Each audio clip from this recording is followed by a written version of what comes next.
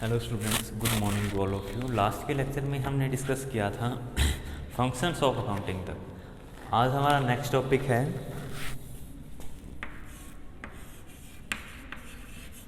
Book keeping,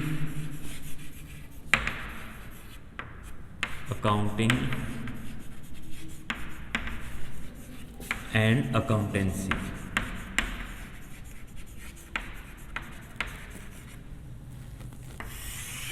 book keeping, accounting and accountancy, generally in तीनों words को एक ही meaning के लिए यूज़ किया जाता है।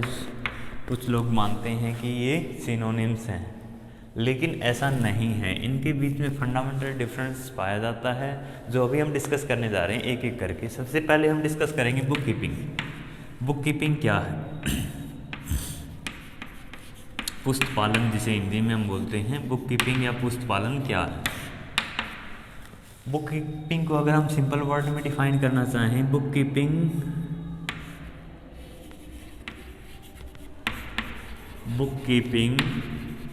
Is an art of recording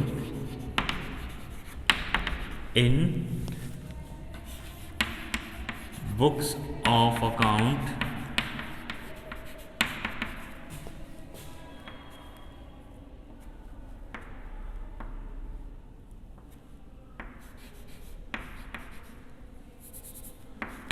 the monetary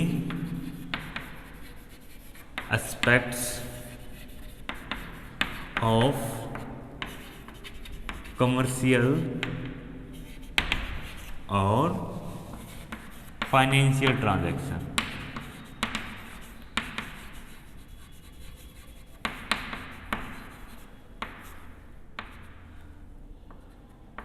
book keeping क्या है? Book keeping is an art of recording in books of account the monetary aspect of commercial और फाइनेंशियल ट्रांजैक्शन। बुक कीपिंग क्या है? व्यावसायिक या वित्तीय लेखांकनों के मौद्रिक पक्ष को लेखा करने की एक कला है।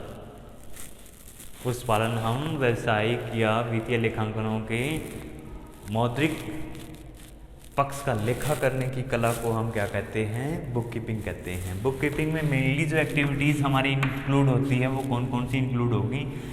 देखो, कल हमने डिस्कस किया था कि अकाउंटिंग में क्या क्या चीज़ें की जाती हैं, अकाउंटिंग के जो प्रोसेस था वो क्या था।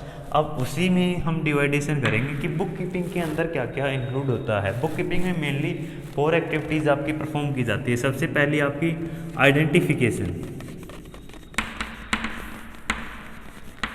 आइडेंटिफिकेशन में क्या किया जाएगा? सबसे पहले देखो, जो हमारी ट्रांजैक्शन होती हैं, एक बिजनेस में जो भी ट्रांजैक्शन होगी उनको कैटेगराइज किया जाएगा फाइनेंशियल और नॉन फाइनेंशियल। इट मीन्स हम आइडेंटिफाई करेंगे कि कौन सी ट्रांजैक्शन फाइनेंशियल नेचर की और कौन सी नॉन फाइनेंशियल नेचर की। हमें अकाउंटिंग में केवल और केवल फाइनेंशियल नेचर की ट्रांजैक्शन को रिकॉर्ड करना है। तो पहला आपका काम क्या होगा? आप आइडेंटिफिकेशन करोगे, जो कि बुक कीपिंग में इन्वॉल्व होता है। दूसरा आपका काम क्या होगा? मेजरिंग। मेजरिंग में आप क्या करोगे? जो फाइनेंशियल ट्रांजैक्शन आपने आइडेंटिफाई की है उनको मनी के रूप में मेजर करोगे। Money measurement. जैसे फॉर एग्जांपल आपकी फाइनेंशियल ट्रांजैक्शन ये थी कि आपने गुड्स सेल की, goods sold 200 unit at the rate of 10 each. आपने 200 यूनिट सेल की है, 10 रुपए की एक है। ये आपकी फाइनेंशियल ट्रांजैक्शन है। आप मनी मेजरमेंट कैसे करोगे? 200 यूनिट को कन्वर्ट करोगे मनी के रूप में, 10 से मल्टीप्लाई करोगे 2000। तो यहाँ पर मनी मेजरमेंट आपका हुआ 2000 की आपने क्या की है? सेल की है, गुड सेल। तो आप 2000 की सेल रिकॉर्ड करोगे। ये आपका सेकंड काम था, मेजरिंग। आप मनी के रूप में मेजर करोगे जो भी ट्रांजैक्शन आपने आइडेंटिफाई की है। उसके बाद थर्ड जो काम होता है बुक कीपिंग में, वो कौन सा होता है? रिकॉर्डिंग। आप इसको रिकॉर्ड करोगे, ट्रांजैक्शन को। ट्रांजैक्शन हमारी क्या हुई थी? सेल की है हमने, गुड्स सेल की है। तो आप रिकॉर्ड कैसे करोगे? मान लेते हैं हमने कैश सेल की है, तो कैश अकाउंट डेबिट होगा आपका। ये कैसे डेबिट होगा ये लेटर ऑन हम डिस्कस करेंगे हमारे जनरल एंट्री वाले चैप्टर में। 2000 टू सेल्स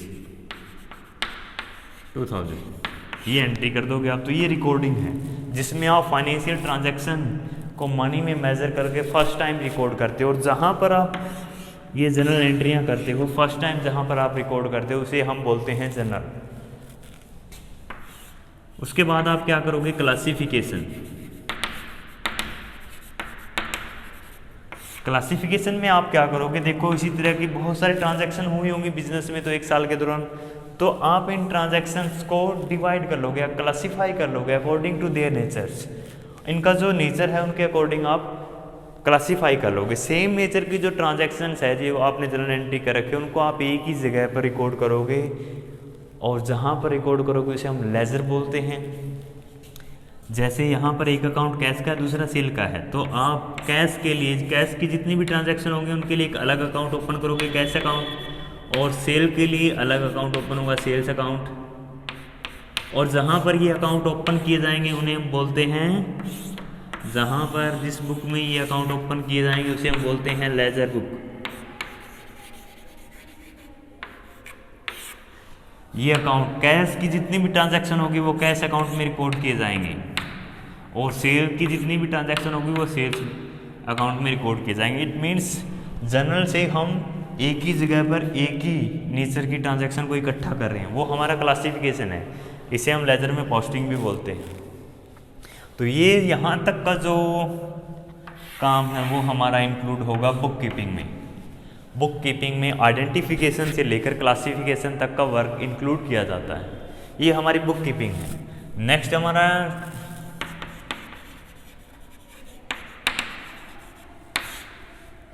नेक्स्ट वर्ड हमारा अकाउंटिंग है। अकाउंटिंग में क्या इन्वॉल्व होगा, अकाउंटिंग वहाँ से स्टार्ट होती है जहाँ पर बुक कीपिंग हमारी एंड होती है। Accounting start from where book keeping end, जहाँ से बुक कीपिंग का काम खत्म होता है वहीं से हमारे अकाउंटिंग का काम स्टार्ट होता है। अकाउंटिंग में मेनली कौन कौन सी एक्टिविटीज़ इन्वॉल्व होती है, क्लासिफिकेशन के बाद क्या किया जाता है, समराइजिंग। समराइजिंग में हम क्या करते हैं, समराइजिंग में हम profit and loss account prepare करते हैं और बैलेंस शीट प्रिपेयर करते हैं। ये जो हमने अकाउंट्स ओपन किए थे लेजर में, इन्हीं के बैलेंसेस के थ्रू हम profit and loss account prepare करते हैं और बैलेंस शीट प्रिपेयर करते हैं। एक बिजनेसमैन हमेशा ये जानना चाहेगा कि साल के अंत में उसने कितना प्रॉफिट जनरेट किया है, क्योंकि अगर वो ये नहीं जानता पाता कि प्रॉफिट उसने कितना जनरेट किया है विद इन ईयर, तो वो अपनी स्ट्रेटजीज कैसे फॉर्मुलेट करेगा या वो कैसे पता लगा पाएगा कि वो पर्टिकुलर बिजनेस उसके लिए बेनिफिशियल है कि नहीं, उसको कंटिन्यू करना, हो सकता है वो उसे स्टॉप करना चाहे। तो ये सारे डिसीजन यहीं से लिए जाते हैं। बैलेंस शीट से वो ये पता कर पाता है कि उसके पास एक्चुअल में क्या क्या एसेट्स हैं, क्या उसकी लाइबिलिटीज़ हैं, जैसे उसके पास डेटर्स कितने हैं जिनसे उसे पैसा लेना है, उसके पास क्रेडिटर्स कितने हैं जिन्हें उन्हें पैसा पे करना है। तो ये सारी चीज़ें हमें पता चलती हैं बैलेंस शीट से, और ये काम किया जाता है समराइजिंग में। ये अकाउंटिंग में इन्वॉल्व होता है। उसके बाद है एनालिसिस, एनालिसिस एंड इंटरप्रिटेशन।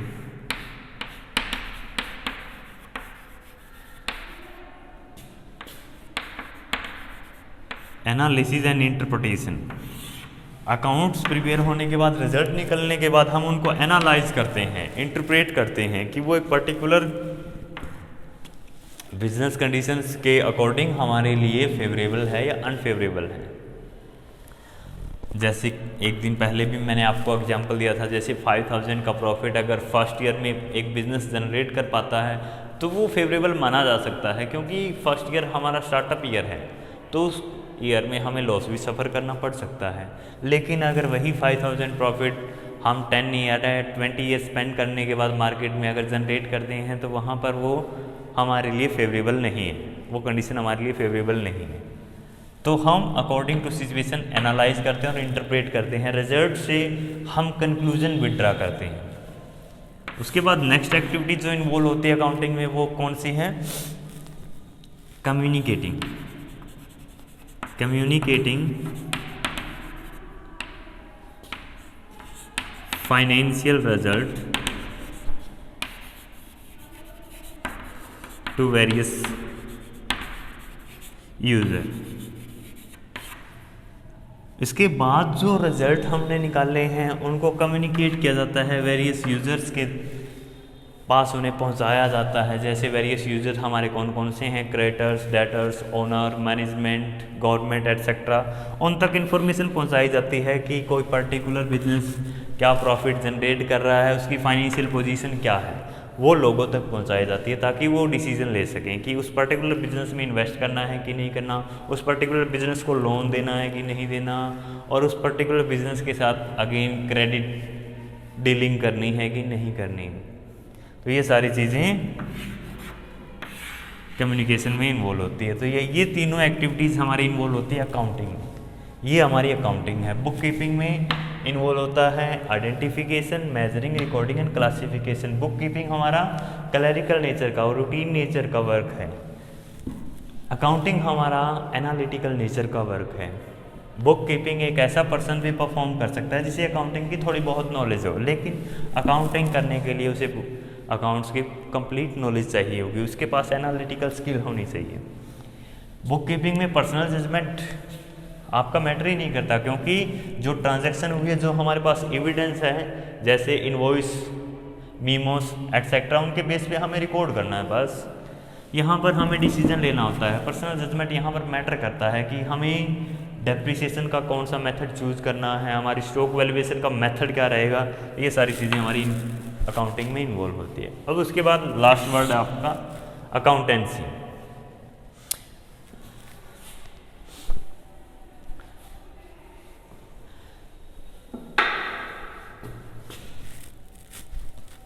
यहाँ से ही रफ कर देते हैं।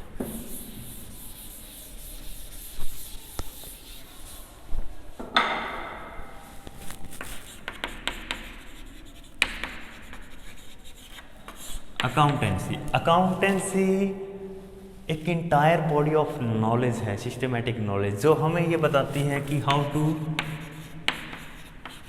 Record business transaction, how to summarise, how to communicate या हाउ टू एनालाइज और how to communicate.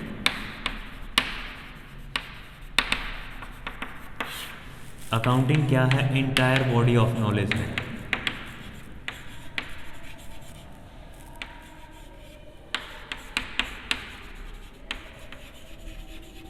Entire body of knowledge है जो हमें ये बताती है कि हमें रिकॉर्ड कैसे करना है, हमें समराइज कैसे करना है, हमें एनालिसिस कैसे करना है और हमें कम्युनिकेट कैसे करना है उन फाइनेंशियल इंफॉर्मेशन को।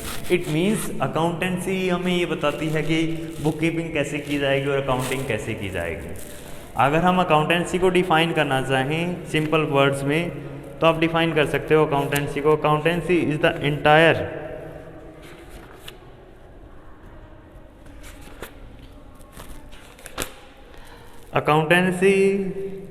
The entire body of theory and practice of accounting. Accountancy को आप किस तरीके से डिफाइन कर सकते हो? Accountancy is the entire body of theory and practice of accounting.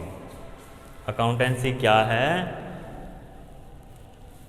एक पूर्ण बॉडी है जो कि बनी है अकाउंटेंसी थ्योरी एंड टेक्निक से या थ्योरी एंड प्रैक्टिस से। इट मीन्स अकाउंटेंसी में वो सभी प्रिंसिपल्स और टेक्निक्स इन्वॉल्व है जो अकाउंटिंग के लिए यूज़ की जाती हैं। इसके अलावा अकाउंटेंसी को डिफाइन एक और तरीके से भी किया। Accountancy refer to systematic knowledge of accounting concern with the principle and technique which are applied in accounting. इसमें यह बताता है कि अकाउंटेंसी क्या है। अकाउंटेंसी उन प्रिंसिपल और टेक्निक से संबंध रखती है जिन्हें हम अकाउंटिंग में यूज़ करते हैं। उनका कंप्लीट नॉलेज क्या है? अकाउंटेंसी है। तो ये तीनों वर्ड्स आपके हो गए, accounting, accountancy and book keeping. अब इन तीनों में डिफरेंस आपको बताए गए हैं आपकी बुक्स में। सबसे पहले हम बुक कीपिंग और अकाउंटिंग में डिफरेंस स्टडी करेंगे। अगर आप बुक कीपिंग समझ गए और अकाउंटिंग आप समझ गए तो आप अच्छे से डिफरेंस कर सकते हो। आपको बुक्स देखने की भी रिक्वायरमेंट नहीं है। फर्स्ट ऑफ ऑल मीनिंग या स्कोप।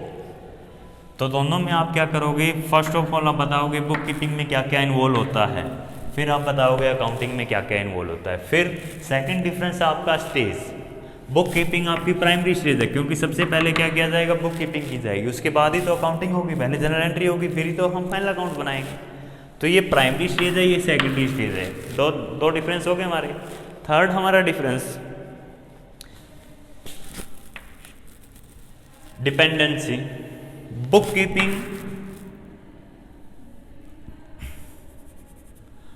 कीपिंग के ऊपर हमारी अकाउंटिंग डिपेंड करती है, बुक कीपिंग अकाउंटिंग के ऊपर डिपेंड नहीं करती। बुक कीपिंग हमारी डिपेंड करती है हमारे जो वाउचर्स हैं उनके ऊपर। उसके बाद है हमारा personal judgement. Personal judgement, bookkeeping में पर्सनल जजमेंट के लिए कोई जगह नहीं, जैसा कि अभी हमने स्टडी किया था। अकाउंटिंग में पर्सनल जजमेंट मैटर करता है।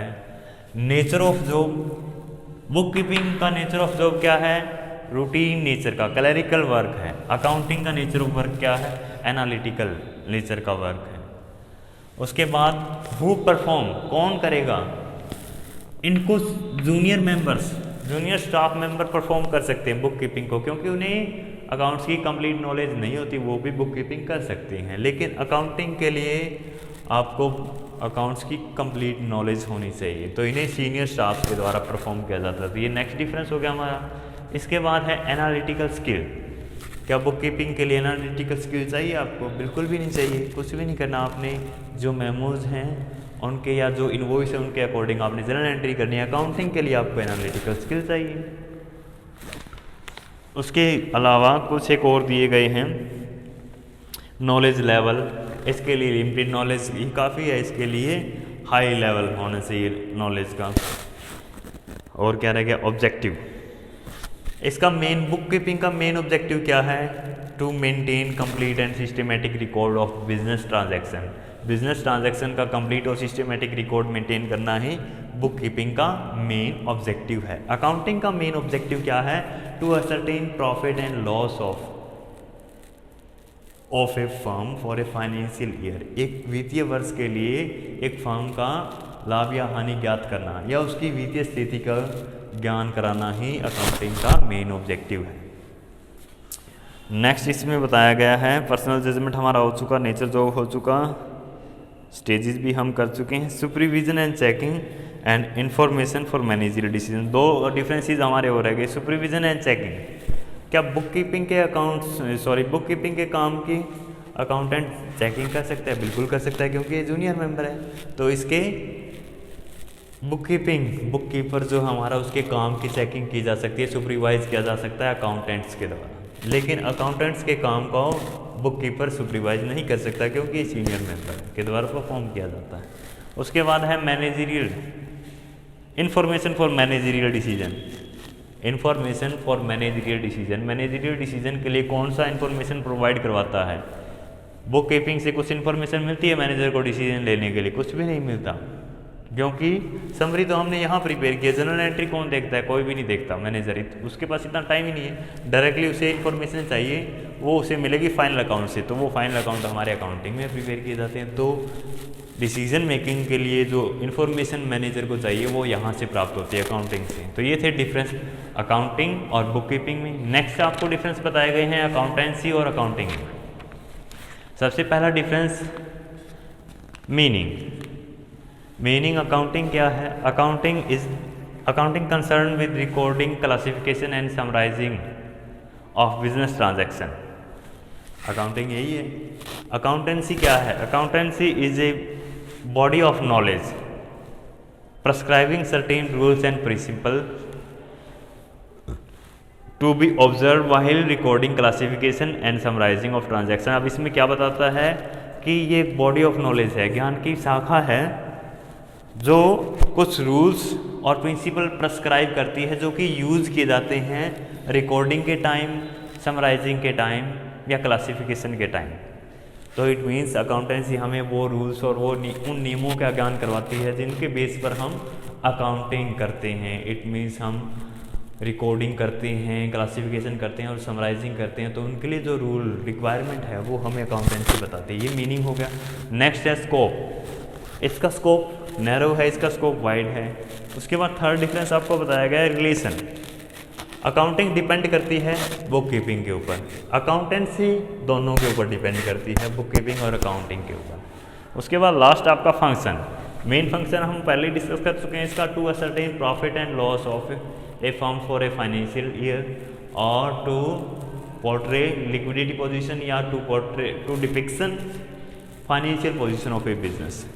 ये 3 मेन ऑब्जेक्टिव होते हैं अकाउंटिंग के। अकाउंटेंसी का मेन जो फंक्शन है उसमें डिसीजन मेकिंग भी इन्वॉल्व है, जिसमें हम पर्टिकुलर सिचुएशन को डील करने के लिए जो डिसीजन लेते हैं वो अकाउंटेंसी में हमारे इन्वॉल्व होते हैं। ये आपके डिफरेंसेस हो गए अकाउंटिंग और अकाउंटेंसी में। तो यहाँ पर ये टॉपिक हमारा कंप्लीट हो जाता है, book keeping, accounting and accountancy. अब हम अपने नेक्स्ट टॉपिक की तरफ बढ़ते हैं।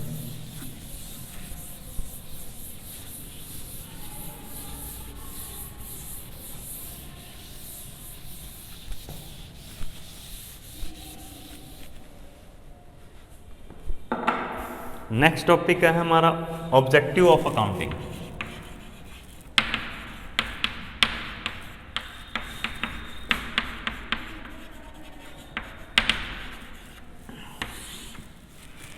अकाउंटिंग के उद्देश्य या अकाउंटिंग क्यों मेंटेन की जाती है, अकाउंटिंग की आवश्यकता क्यों होगी, क्या उद्देश्य है अकाउंटिंग के, ये अब हम डिस्कस करने जा रहे हैं। इससे पहले एक छोटा सा topic accounting as a source of information, ये हम पहले ही डिस्कस कर चुके हैं, जिसमें अकाउंटिंग को लैंग्वेज ऑफ बिजनेस माना जाता है। क्यों माना जाता है हम लास्ट लेक्चर में डिस्कस कर चुके हैं। तो डायरेक्टली हम इस टॉपिक पे बढ़ चुके हैं, objective of accounting.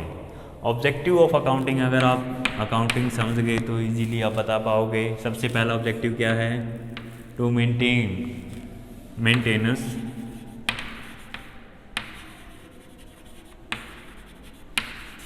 Complete and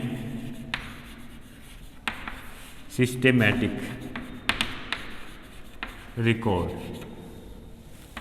accounting के थ्रू कंप्लीट और सिस्टेमैटिक रिकॉर्ड मेंटेन किया जाता है, जो भी business transaction during the year हुए।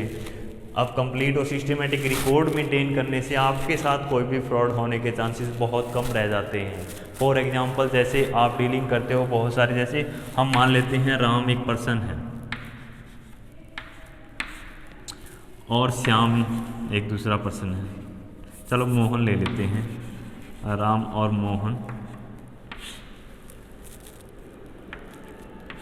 राम भोला वाला है और मोहन काफ़ी शार्प है, काफ़ी इंटेलिजेंट है। राम क्या करता है, कुछ भी लेखा जोखा नहीं रखता, अकाउंट मेंटेन रखता ही नहीं। तो इससे क्या करता है, इससे पैसे लेकर के चले जाते हैं।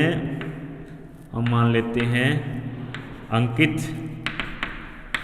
राजू और राजेश, इससे पैसे लेकर के चले गए। राजेश इसे ले गया 5000, राजू ले गया इसे 3000 और ये ले गया 2000। ऐसे ही बहुत सारे ट्रांजैक्शन इसने हो सकता है किए हों, लेकिन ये रिकॉर्ड मेंटेन नहीं कर रहा।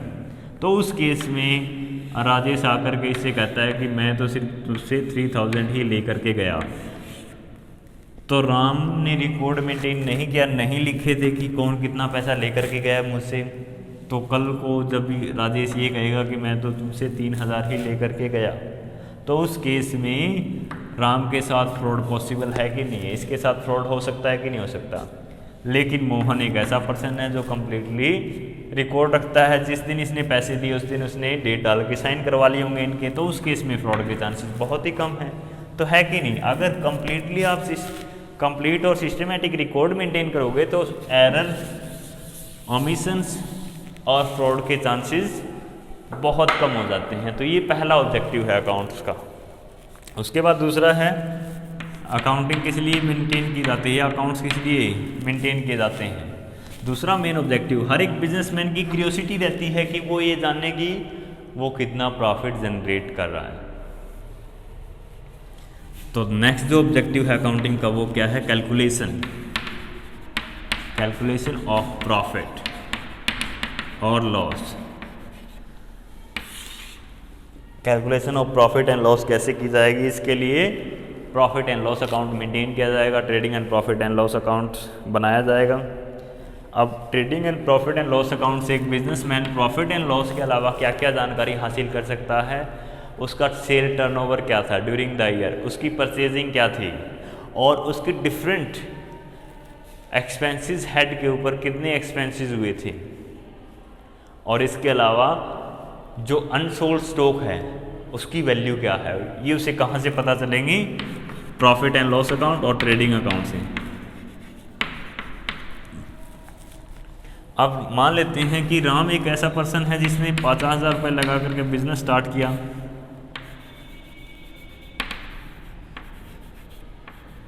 अगर उसने 50,000 रुपये लगा करके बिजनेस स्टार्ट किया है, तब वो कल को एक फिक्स टाइम पीरियड के बाद वो ये तो जानना ही चाहेगा कि उसे प्रॉफिट हो रहा है कि लॉस हो रहा है। इट मीन्स जो 50,000 उसने लगाए थे उससे कुछ उसने कमाया है कि नहीं कमाया। तो वही जानने के लिए फिर अकाउंटिंग का सहारा हमें लेना पड़ता है। अकाउंटिंग के थ्रू ही हमें पता चलता है कि हमने प्रॉफिट जनरेट किया है या नहीं किया। ये सेकंड ऑब्जेक्टिव था हमारे अकाउंटिंग का। इसके बाद नेक्स्ट ऑब्जेक्टिव हमारे अकाउंटिंग का, इसी तरीके से आप अनुमान लगाकर पहुंच गए होंगे नेक्स्ट ऑब्जेक्टिव तक कि नेक्स्ट ऑब्जेक्टिव हमारा क्या होने वाला है। अगर calculation of profit and loss आ गया तो नेक्स्ट ऑब्जेक्टिव हमारा क्या होगा, फाइनेंशियल पोजीशन के बारे में। तो नेक्स्ट ऑब्जेक्टिव हमारा टू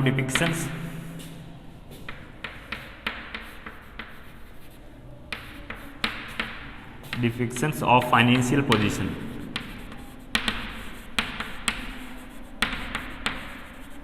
अकाउंटिंग के थ्रू हमें फाइनेंशियल पोजीशन का पता चलता है। अकाउंटिंग हमारी फाइनेंशियल पोजीशन शो करता है, एक पर्टिकुलर डेट पर हमारी फाइनेंशियल पोजीशन क्या है, और जिस स्टेटमेंट के थ्रू हम ये पता करते हैं उसे क्या बोलते हैं, बैलेंस शीट। बैलेंस शीट से न केवल हमें हमारी फाइनेंशियल पोजीशन पता चलती है, इट मीन्स हम कितने स्ट्रॉन्ग हैं या वीक हैं हमें पता चलता है बैलेंस शीट के थ्रू। हमारे पास एसेट्स की वैल्यू क्या है, हमारे पास लाइबिलिटीज़ की वैल्यू क्या है, ये हमें बैलेंस शीट से ही पता चलेगी। इसके अलावा बैलेंस शीट से ही हमें पता चलता है कि हमारे डेटर्स कितने हैं और हमारे क्रेडिटर्स कितने हैं। डेटर मीन्स जिनसे हमें पैसे लेने हैं, क्रेडिटर मीन्स जिनको हमें पैसे पे करने हैं।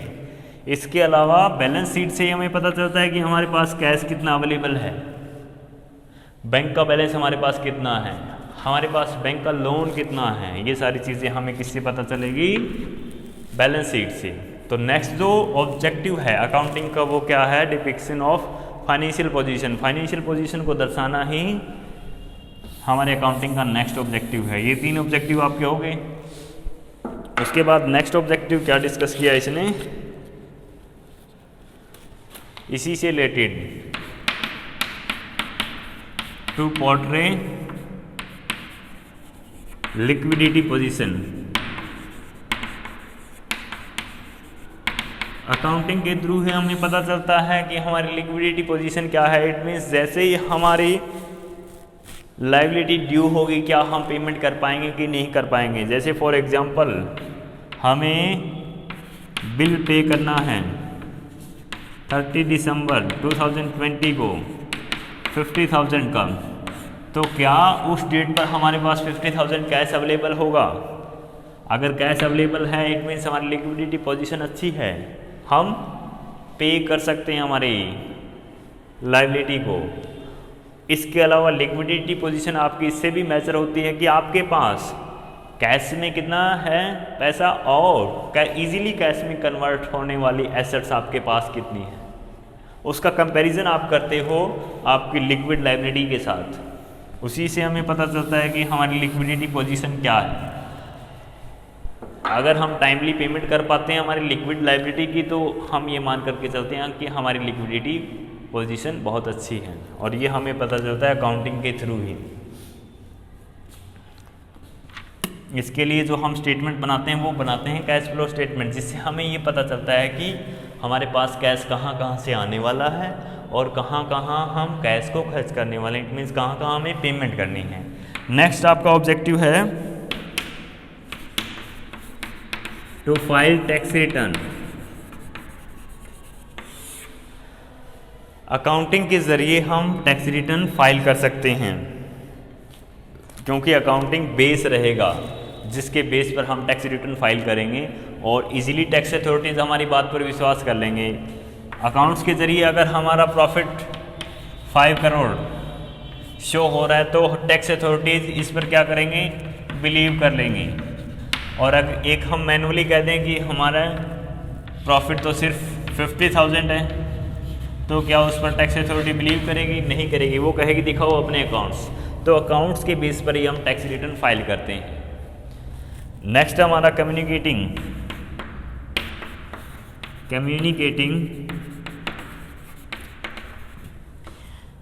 अकाउंटिंग इंफॉर्मेशन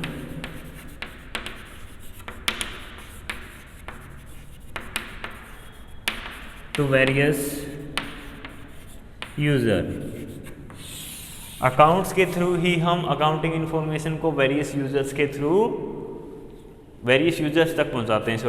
वेरियस यूजर्स तक हम पहुंचाते हैं अकाउंटिंग इंफॉर्मेशन को, जिससे वो डिसीजन मेकिंग करते हैं। जैसे पोटेंशियल इन्वेस्टर आपके बिजनेस में इन्वेस्ट करेंगे कि नहीं करेंगे, वो इस बेस पर डिसाइड करेंगे। आपके अकाउंटिंग इंफॉर्मेशन जो आपने शेयर की उस बेस पर वो डिसीजन लेंगे कि वो इस फर्म में इन्वेस्ट करें कि नहीं करेंगे। इसी तरीके से आपके डेटर्स इस बात पर आपको अगेन डील करेंगे आपके साथ कि आपकी फाइनेंशियल पोजीशन क्या है। इसी तरीके से आपके क्रेडिटर्स, इट मीन्स आपके जो सप्लायर हैं, वो इसी बात पर आपको नेक्स्ट में क्रेडिट सेल करेंगे कि अगर आपकी फाइनेंशियल पोजीशन अच्छी है तो टाइमली आप उनको पेमेंट कर दोगे। तो ये सारी इन्फॉर्मेशन उन्हें अकाउंटिंग के थ्रू मिलती हैं। तो ये थे ऑब्जेक्टिव ऑफ अकाउंटिंग। उसके बाद नेक्स्ट टॉपिक हमारा user of accounting. User of accounting हम पहले भी डिस्कस कर चुके हैं। बिल्कुल छोटा सा और आसान सा टॉपिक है ये, यूज़र ऑफ अकाउंटिंग इंफॉर्मेशन।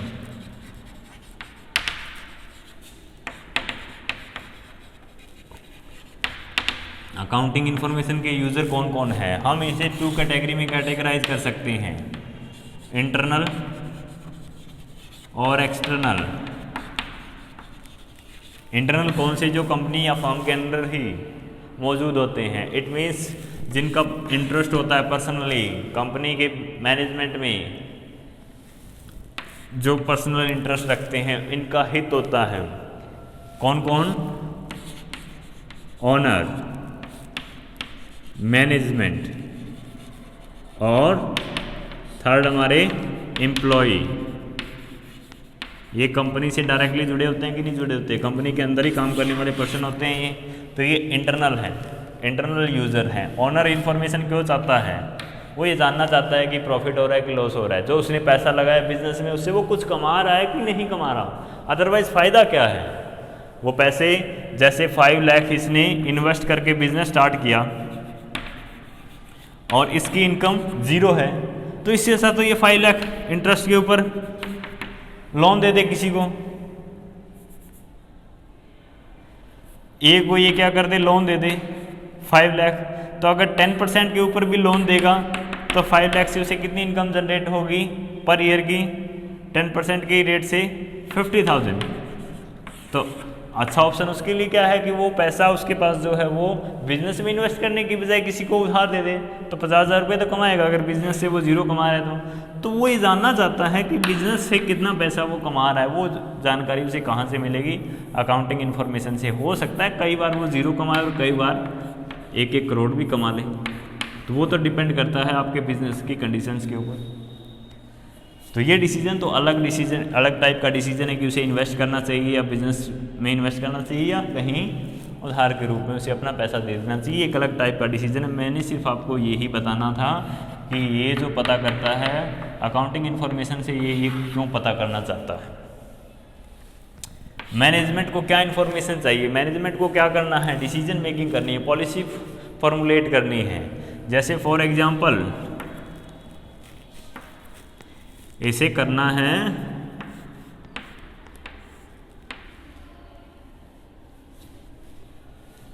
हम मान लेते हैं कि इसे एक्सपेंसेस कंट्रोल करने हैं, जो लागत है वो उसे, या कॉस्ट कंट्रोल इसे करनी है। तो कॉस्ट कंट्रोल कैसे करेगा? जो लागत आ रही है उसको एनालाइज करेगा। एनालाइज किस बेस पे करेगा? अकाउंट्स बेस पे। अकाउंट से हमें पता चलेगा कि किस पर्टिकुलर हेड ऑफ एक्सपेंसेस के ऊपर कितना हम स्पेंड कर रहे हैं। तो फिर मैनेजमेंट उसके अकॉर्डिंग डिसीजन लेगा। इसी तरीके से सेपरेट डिसीजन हो सकते हैं, जैसे डिविडेंड पॉलिसी कौन फॉर्मुलेट करेगा, डिविडेंड डिक्लेयर मैनेजमेंट करती है। अब वो किस बेस पे करती है कि कंपनी ने कितना प्रॉफिट जनरेट किया, इसी बेस पे तो डिविडेंड डिक्लेयर करेगी। तो इसके लिए इसे इन्फॉर्मेशन कहाँ से मिलती है, अकाउंट से। एम्प्लॉय क्या जानना चाहते हैं अकाउंट से, एम्प्लॉय ये जानना चाहते हैं अकाउंट से कि उनकी जो कंपनी है या उनकी जो फर्म है वो कंटिन्यूसली प्रोग्रेस कर रही है कि नहीं कर रही, क्योंकि उन्हें जो बोनस मिलेगा कंपनी प्रोग्रेस करेगी तो ही मिलेगा। और हो सकता है अगर कंपनी डिक्लाइनिंग स्टेज की तरफ बढ़ रही है तो वो छोड़कर जाना चाहिए इसे, वो इन्फॉर्मेशन भी उसे अकाउंट से ही मिलेगी। तो ये हो गए इसके इंटरनल यूज़र। एक्सटर्नल यूज़र में कौन कौन इन्वॉल्व होगा, जो आउटसाइड ऑफ फर्म रहते हैं, जिनका फर्म में कोई पर्सनल इंटरेस्ट नहीं रहता, जैसे फॉर एग्जांपल पोटेंशियल इन्वेस्टर, संभावित विनियोक्ता पहले आपके अकाउंटिंग के एक्सटर्नल यूज़र होंगे। वो क्या जानना चाहेंगे, वो ये जानना चाहेंगे कि अगर हम मान लेते हैं कि एक AB लिमिटेड एक कंपनी है, अगर वो AB लिमिटेड में 50,000 पैसा इन्वेस्ट करें तो उसे रिटर्न मिलेगी कि नहीं मिलेगी इस 50,000 के ऊपर, या वो कहीं और इन्वेस्ट करें, तो इसके लिए उसे अकाउंट्स की रिक्वायरमेंट होगी। वो अकाउंट से ये जानेगा कि कितना प्रॉफिट जनरेट कर रही है वो और उसकी कैपिटल क्या थी, फिर उस बिहाफ पे डिसीजन लेगा पोटेंशियल इन्वेस्टर की इन्वेस्ट करें कि ना करें। दूसरी है टैक्स अथॉरिटीज़। टैक्स अथॉरिटीज़ को क्या इन्फॉर्मेशन चाहिए, एक्चुअल में वो कितना प्रॉफिट जनरेट कर रही है और टैक्स किस प्रॉफिट के ऊपर वो पे कर रही है। उसके अलावा government and their agencies, government को क्या इन्फॉर्मेशन चाहिए, गवर्नमेंट बहुत सारी फर्म्स को सब्सिडीज़ प्रोवाइड करवाती हैं, तो वो सब्सिडीज़ या इंसेंटिव प्रोवाइड करवाने के लिए गवर्नमेंट्स को अकाउंट्स की रिक्वायरमेंट होती है कि उनका टर्नओवर क्या है, क्योंकि जो लार्ज स्केल की इंडस्ट्रीज़ हैं उनको सब्सिडीज़ नहीं प्रोवाइड करवाई जाती। स्मॉल स्केल की इंडस्ट्रीज़ को प्रमोट करने के लिए गवर्नमेंट डिफरेंट इंसेंटिव और सब्सिडीज़ प्रोवाइड करवाती है। तो उस केस में जो सेल्स वॉल्यूम की इन्फॉर्मेशन है वो कहाँ से मिलेगी गवर्नमेंट को, फाइनल अकाउंट से, प्रॉफिट एंड लॉस अकाउंट से या ट्रेडिंग अकाउंट से उसे सेल्स वॉल्यूम की इन्फॉर्मेशन मिलेगी। तो अकाउंट्स के थ्रू ही गवर्नमेंट को ये इन्फॉर्मेशन मिलती है। नेक्स्ट यूज़र कौन होंगे, पब्लिक। पब्लिक क्या जानना चाहती है कि वो प्रॉफिट कितना जनरेट कर रही है एक पर्टिकुलर फर्म और कॉर्पोरेट सोशल रिस्पॉन्सिबिलिटी फुलफिल करने के लिए वो कितना खर्च कर रही है। जैसे एक फर्म एक समाज में अपना बिजनेस एस्टेब्लिश करके करोड़ों कमा रही है और समाज के लिए वो क्या कर रही है, कुछ भी नहीं, तो उस केस में उस कंपनी को फोर्सफुली शट डाउन करवाया जा सकता है, क्योंकि ये कंपलसरी कर दिया गया कंपनीज़ के लिए कि जिनका प्रॉफिट एक फाइनेंशियल ईयर के लिए 5 करोड़ से अधिक हो, या जिनकी जो ये कहते हैं अपन नेट वर्थ 500 करोड़ या उससे ज़्यादा हो, उनके लिए भी कंपलसरी है कि वो अपने लास्ट के 3 ईयर के एवरेज प्रॉफिट का 2% कॉर्पोरेट सोशल रिस्पॉन्सिबिलिटी के ऊपर खर्च करें। अगर वो ऐसा नहीं करती तो उन्हें जवाब देना होगा। इसके अलावा आपको बताए गए हैं लॉन्ग टर्म और short term creditors. Long term और शॉर्ट टर्म क्रेडिटर्स क्या जानना चाहते हैं, कंपनी की फाइनेंशियल पोजीशन क्या है, क्या वो उनका पैसा टाइमली पे कर पाएगी कि नहीं कर पाएगी, प्रिंसिपल अमाउंट पे कर पाएगी या नहीं, इंटरेस्ट पे कर पाएगी या नहीं। इसके अलावा लास्ट जो यूज़र है वो कंपटीटर क्या जानना चाहता है, आपके अकाउंट से ही तो पता करेगा कि उसका ट्रेंड क्या है, उसका बिजनेस कहाँ से कहाँ पहुँचने को जा रहा है। इट मीन्स क्या उसके प्रॉफिट कंटिन्यूसली इंक्रीज हो रहे हैं या डिक्रीज हो रहे हैं, वो ट्रेंड जानना चाहते हैं। इसके अलावा वो ये भी जानना चाहते हैं उसकी सेल्स वॉल्यूम क्या है, उसने किस पर्टिकुलर हेड ऑफ एक्सपेंसेस के ऊपर कितना स्पेंड किया है। तो ये सारी इन्फॉर्मेशन उसे कहाँ से मिलेगी, अकाउंटिंग के थ्रू। तो ये हमारा हो गया यूज़र ऑफ अकाउंटिंग। अब हम अपने नेक्स्ट टॉपिक की तरफ बढ़ते हैं।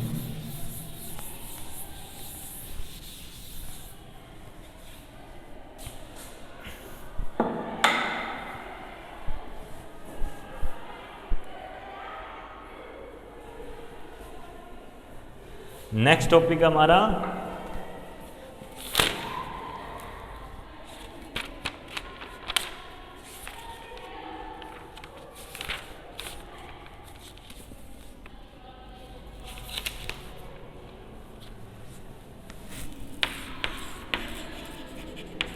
ब्रांचेस और type of accounting.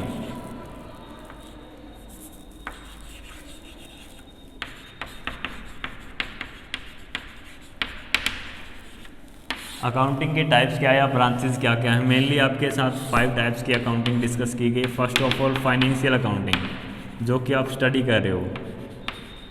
Financial accounting का मेन ऑब्जेक्टिव क्या होता है, टू असरटेन प्रॉफिट और loss for a particular time period और टू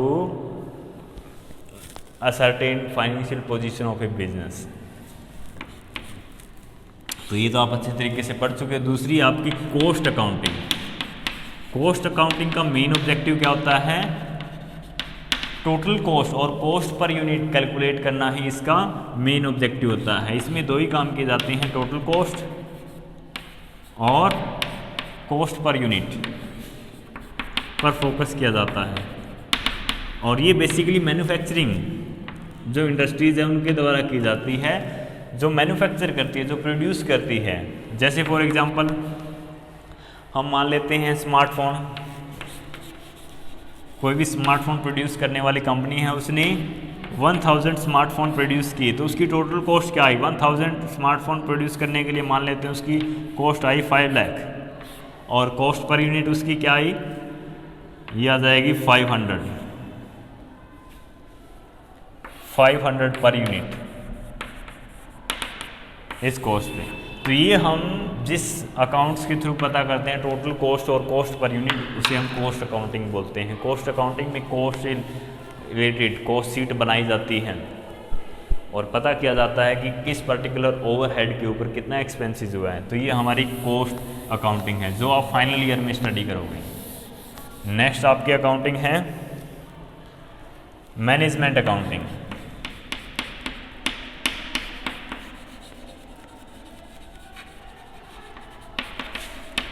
मैनेजमेंट अकाउंटिंग में क्या किया जाता है, अकाउंटिंग इन्फॉर्मेशन को इस तरीके से प्रेजेंट किया जाता है ताकि मैनेजमेंट एफिशिएंट डिसीजन मेकिंग कर सके, वो इजीली डिसीजन ले सके। और मैनेजमेंट अकाउंटिंग में क्या क्या इन्वॉल्व होता है, budgetary control, cash flow statement, fund flow statement etcetera या रेशियो एनालिसिस, तो ये सारे किए जाते हैं मैनेजमेंट अकाउंटिंग में। मैनेजमेंट अकाउंटिंग में अकाउंटिंग इन्फॉर्मेशन उस तरीके से प्रेजेंट की जाती है ताकि मैनेजर डिसीजन मेकिंग अच्छे तरीके से कर सके।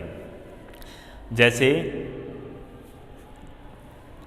कैपिटल बजटिंग मैनेजमेंट अकाउंटिंग का ही पार्ट है, जिसमें ये डिसीजन लिया जाता है कि किस पर्टिकुलर प्रोजेक्ट में हमें इन्वेस्ट करना है कि नहीं करना, वो मैनेजमेंट अकाउंटिंग के थ्रू किया जाता है। नेक्स्ट आपका, ये भी आप फाइनल ईयर में स्टडी करोगे,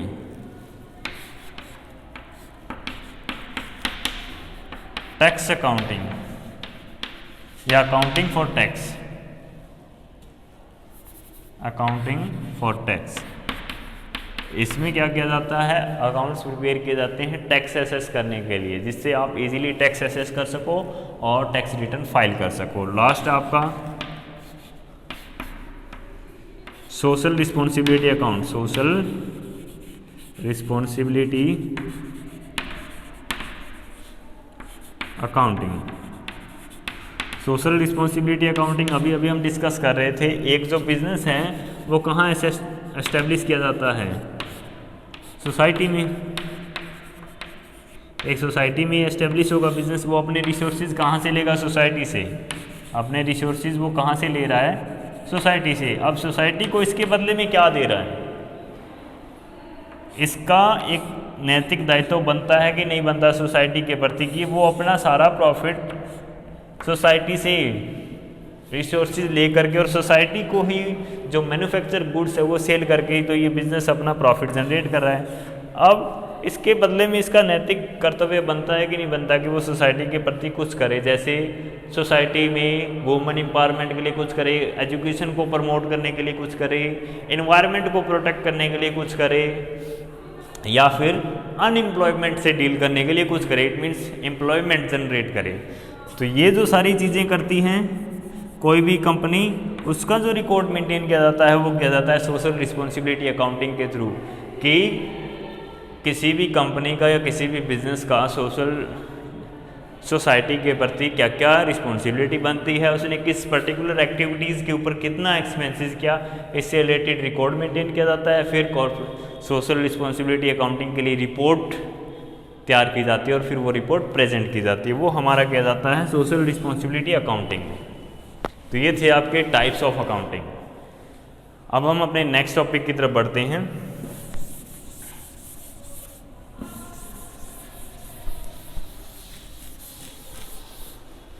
नेक्स्ट टॉपिक हमें दिया गया है यूजेस ऑफ अकाउंटिंग, यूजेस और एडवांटेजेस।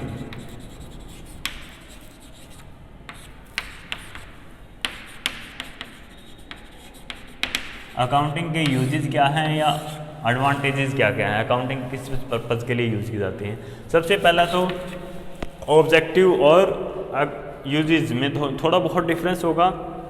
सारे के सारे ऑब्जेक्टिव्स के क्या होंगे, एडवांटेजेस भी होंगे। यहाँ पर पहला हम क्या लिख सकते हैं, maintenance of complete and systematic record, maintenance of complete and systematic record. ये बिजनेस ट्रांजैक्शन का कंप्लीट और सिस्टमेटिक रिकॉर्ड मेंटेन करती है। दूसरा इसका क्या होगा, यहाँ पर कैलकुलेशन की बजाय हम बात करें ना यूजेस और एडवांटेजेस की, तो यहाँ पर हम वर्डिंग चेंज कर देंगे। यहाँ पर हम क्या लिखेंगे, इंफॉर्मेशन रिगार्डिंग, फिर ये सेम वाला प्रॉफिट और लॉस। हमें इंफॉर्मेशन प्राप्त होती है कि हमें प्रॉफिट हो रहा है कि लॉस हो रहा है अकाउंट्स के थ्रू। सेम इसी तरीके से ये वाला वर्ड हटा देंगे और इसकी जगह हम क्या लिखेंगे, इंफॉर्मेशन रिगार्डिंग फाइनेंशियल पोजीशन। तो ऑब्जेक्टिव ही हमारे एडवांटेजेस बन रहे हैं कि नहीं बन रहे। इसी तरीके से ये वाला वर्ड हटा देंगे, to information about liquidity position. यहाँ पर हम क्या लिखेंगे, टू फाइल टैक्स रिटर्न की बजाय हम यहाँ पर लिखेंगे हेल्पफुल, क्योंकि यूजेस और एडवांटेजेस की हम बात करें, helpful to file tax return. Wording हमने चेंज की है, बस बात तो वही है। तो आपको अलग से एक्सप्लेन करने की आवश्यकता तो है ही नहीं, बस हम वर्डिंग चेंज कर रहे हैं।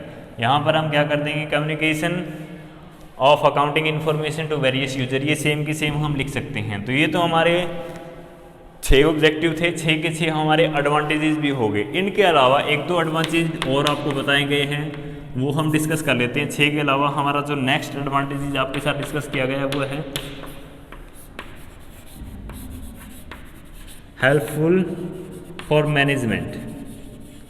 मैनेजमेंट के लिए हेल्पफुल अकाउंटिंग, क्योंकि अगर अकाउंटिंग नहीं होगी तो सोच करके देखो, एक मैनेजर कैसे मैनेज करेगा एक फर्म को, कैसे वो पॉलिसी फॉर्मुलेट करेगा, कहाँ से उसे इन्फॉर्मेशन मिलेगी। तो मैनेजर के लिए अकाउंटिंग एक बहुत ही महत्वपूर्ण सोर्स है जिसके थ्रू उसे इन्फॉर्मेशन मिलती है। अकाउंटिंग के बिना हम कल्पना भी नहीं कर सकते मैनेजमेंट की बिजनेस के लिए। तो ये इसका नेक्स्ट एडवांटेजेस हो गया। इसके अलावा एक और एडवांटेजेस अगर हम बताना चाहें, हेल्पफुल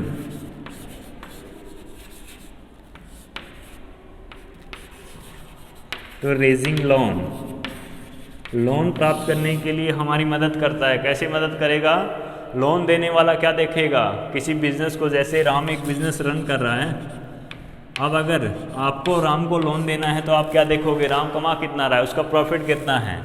अगर उसका प्रॉफिट 5 करोड़ है, आप फट से उसे लोन प्रोवाइड करवा दोगे। अगर उसका प्रॉफिट 50,000 लॉस है, आपका मन नहीं करेगा कि मैं उसे लोन दूँ। ये इन्फॉर्मेशन कहाँ से आप ले रहे हो, अकाउंटिंग से। तो अकाउंट्स हेल्प करता है लोन लेने में किसी भी बिजनेस की। अकाउंटिंग के बेस पे ही कोई बिजनेसमैन लोन प्राप्त कर सकता है इजीली, अगर वो अच्छा प्रॉफिट जनरेट कर रहे हैं। इसके अलावा नेक्स्ट आपका हो सकता है हेल्पफुल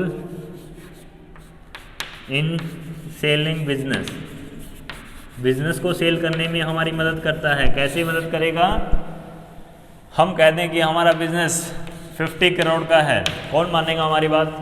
अगर हम इसके साथ साथ अकाउंट्स हमारे प्रेजेंट कर दें जो ये शो करते हो कि हमारे पास एसेट्स है 80 करोड़ की और लायबिलिटी हमारी 30 करोड़ की, तो हमारा बिजनेस 50 करोड़ का हो गया कि नहीं हो गया।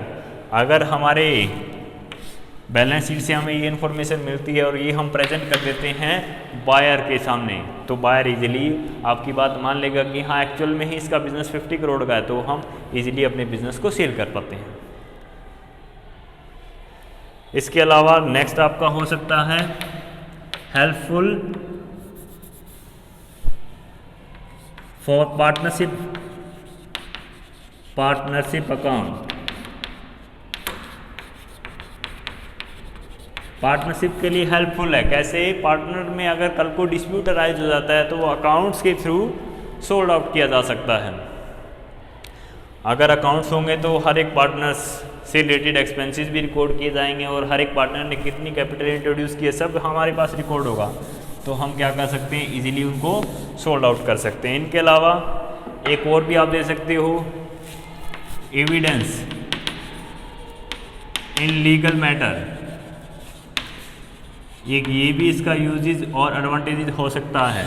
आप सबूत के रूप में पेश कर सकते हो, प्रेजेंट कर सकते हो कोर्ट में अकाउंट्स को, वो इसे एक्सेप्ट करेंगे अगर वो ऑडिटेड अकाउंट है तो ये आपके लिए एज एविडेंस भी काम करता है लीगल मैटर्स में। थैंक यू, आज के लिए इतना ही, बाकी हम नेक्स्ट के लेक्चर में स्टडी करेंगे।